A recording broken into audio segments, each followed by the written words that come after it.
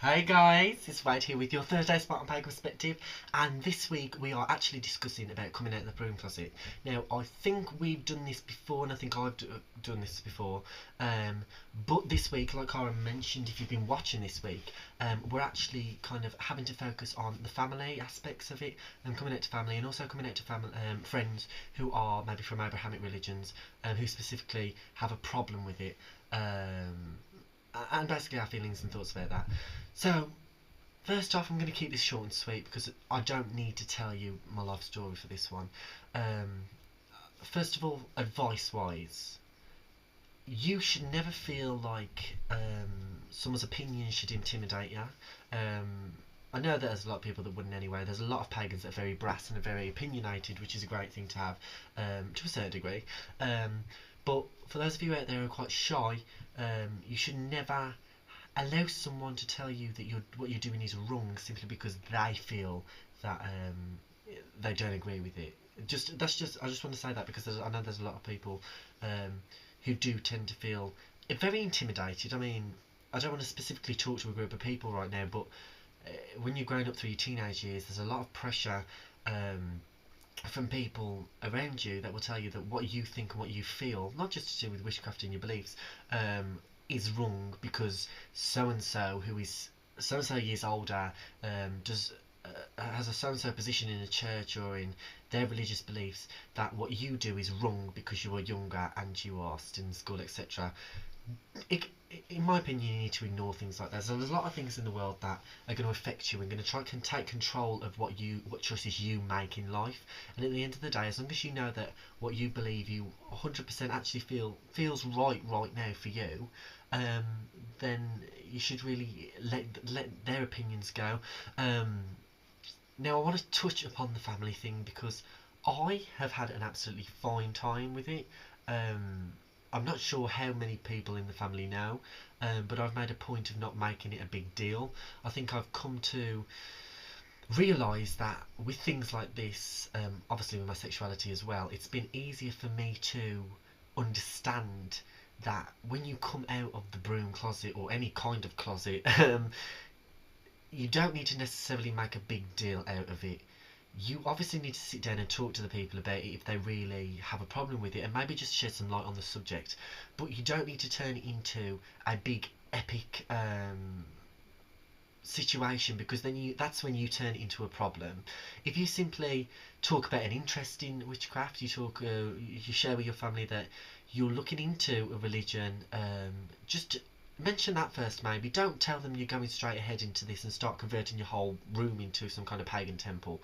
You need to take it gradually at a time. I didn't have an altar until 2 years ago. Was it even 2 years ago? Or 1 or 2 years ago? And I've been collecting things up until now. Not really just because my family wouldn't accept it, just because I felt that for me as well, it felt a bit too soon to be then suddenly turning everything into everything. I wanted to be sure in myself before I go telling people what I know myself to be.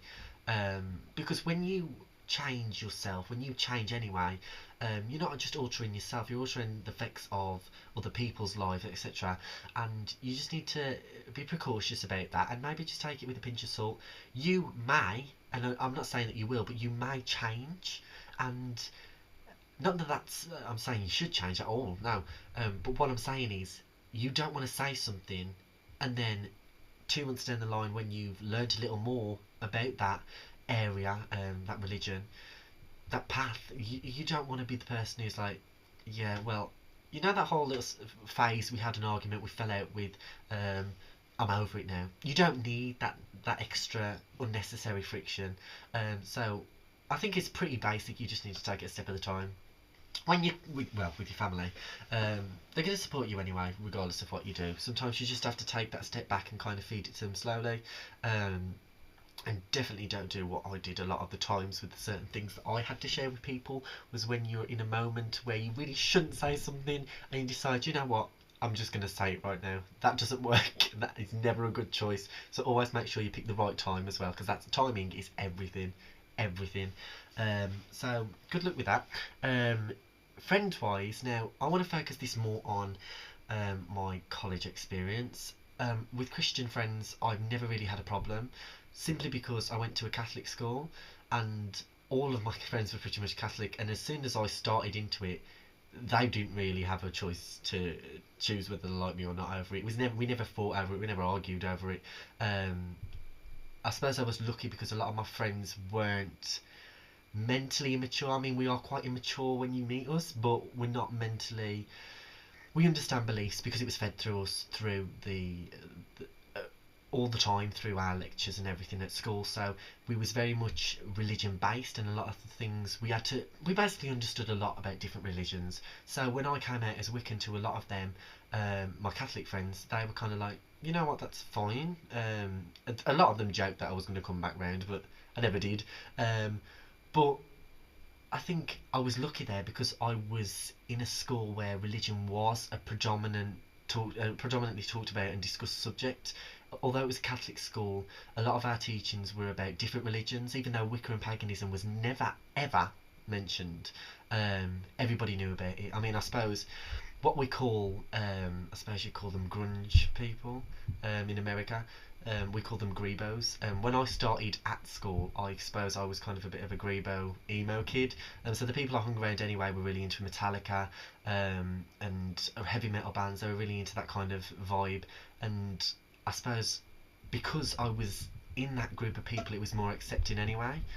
So I was kind of lucky. And I'm nothing like, I'm not, I'd hate, well, I don't want to say I hate, I appreciate all music, but I'm not into that kind of music, not into that kind of vibe.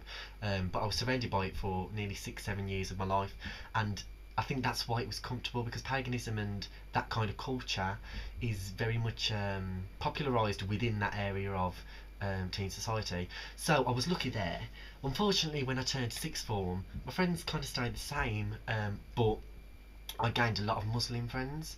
Now, my Sikh friends seemed okay with it. They were a lot more accepting, whereas as soon as I mentioned witchcraft to the Muslim friends of mine, um, they struggled a lot more with accepting it. Now, I haven't got a problem with any religions at all. I disagree with some, um, which I suppose is understandable that the Muslims had a problem with me because our religions clash anyway. But I don't think I was expecting the response from them, or was prepared for the response from them that I got. I would sat there and was just talking about it, discussing it free and openly. I was reading a book, the Sweep series, my favourite book series. We was talking about that, and they were like, "Oh, so you do, what was it? There was like, do you do spells around a cauldron or something?" And it was one of those pathetic things to say. And initially, I took it as a joke, and I was like, "Yeah. I actually have a cauldron." Blah blah blah blah blah. And then it just started to get a bit idiotic, and he started laughing, and I'm like, yeah, this is quite a serious conversation I'm trying to have here, an adult conversation. And then he started to joke about how it wasn't normal, how it wasn't natural, and I was like, okay, well, I didn't really ask for your opinion, but fair enough. But I think when you're in a situation like that, everybody's going to have their own opinions, and I can't expect everybody to appreciate and understand and even accept everything that I am, because I know there's people out there that I don't understand and I don't accept, and there's nothing to prove that I'm right over them and they're right over me. So at the end of the day, you just have to sit back and be like, that's his opinion. If he wants to act like that, I don't appreciate the way he's acting, but if he wants to act like that, fair enough. It's his life as well as it's mine. Well, it's not stopping me doing anything. I mean, I don't want to. I've not really had much experience with bad feedback. I think simply because I have made sure I know the links between other religions and mine, and I solely base my beliefs on my head. And I always say to people the first thing, I'm Wiccan, but if Wicca wasn't an organised religion, I would still believe in the things that Wicca leads you to believe, basically. I am only Wiccan because that name fits every single belief that I feel exists and is right. So I think it's just confidence, really. I suppose it is confidence, and at the end of the day, you have to find that within yourself to accept these things and accept other people's opinions, and that's really all I can say to you. Family wise, approach them cautiously, time it right, and at the end of the day, if you feel like it's the right time, then I'm sure they'll be fine with it. If they're a bit iffy about it, these are things you have to deal with in life. Not everybody's going to have the same opinion as you, and at the end of the day, it is kind of your life. And if you feel that's the right choice for you to make after making decisions over a certain amount of time, then what the heck? That's you. You're not going to change it. You know what I mean? So yeah, I hope that made a little bit of sense. And yeah, I hope you're having a fantastic week, and I'll see you next week on the Pagan Perspective. So blessed be. Peace out.